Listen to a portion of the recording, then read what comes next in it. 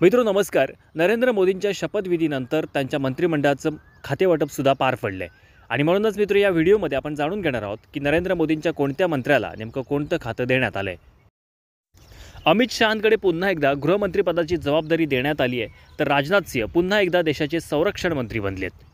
देशाच्या परराष्ट्र व्यवहार मंत्रीपदी पुन्हा एकदा एस जयशंकर यांची वर्णी लागली आहे, तर देशाचं अर्थमंत्रीपद निर्मला सीतारामन यांच्याकडे पुन्हा एकदा सोपविण्यात आलं आहे। महाराष्ट्रातून निवडून आलेल्या 2 मंत्र्यांना कॅबिनेट मंत्रीपद मिळालं आहे, त्यामध्ये नितीन गडकरींना रस्ते वाहतूक मंत्रालय पुन्हा एकदा देण्यात आलं आहे, तर पियुष गोयल यांच्याकडे उद्योग मंत्रालय किंवा वाणिज्य मंत्रालय सोपविण्यात आलं आहे।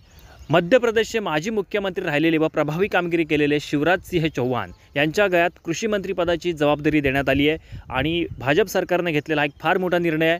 शेतकऱ्यांशी थेट संबंध असलेल्या ग्राउंड लेवलच्या व्यक्तीला कृषी मंत्रीपद देण्याचा निर्णय अतिशय स्तुत्य मानला जातो आहे।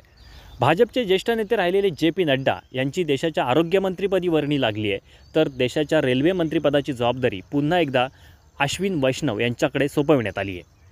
चिराग पासवान यांच्यासारख्या तरुण आणि तडफदार नेत्याकडे क्रीडा आणि युवक कल्याण मंत्रालयाची जबाबदारी सोपविण्यात आली आहे। देशाच्या विमान वाहतूक मंत्रालयाची जबाबदारी राममोहन नायडू यांच्याकडे देण्यात आली आहे, तर देशाच्या शिक्षण मंत्रिपदाची जबाबदारी धर्मेश प्रधान यांच्याकडे सोपविण्यात आली आहे। मनोहरलाल खट्टर देशाचे ऊर्जा मंत्री बनलेत, तर हरदीप सिंह पुरी यांची देशाच्या पेट्रोलियम मंत्रीपदी नियुक्ती करण्यात आली आहे। भाजपच्या किरण रिजिजू यांच्याकडे देशाच्या संसदीय कामकाज मंत्रिपदाची जबाबदारी सोपविण्यात आली आहे, तर देशाचे पर्यावरण मंत्री बनलेत भूपेंद्र यादव।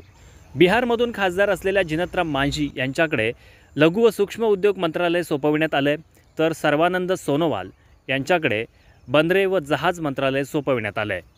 देशाचे नवनियुक्त कामगार मंत्री म्हणून मनसुख मांडवीय यांची नियुक्ती करण्यात आली आहे। तर मित्रो, हे होते नरेंद्र मोदींच्या मंत्रिमंडळातील कॅबिनेट दर्जाचे मंत्री। पुढच्या 5 वर्षांसाठी देशाचा कारभार हेच मंत्री पाहणार आहेत।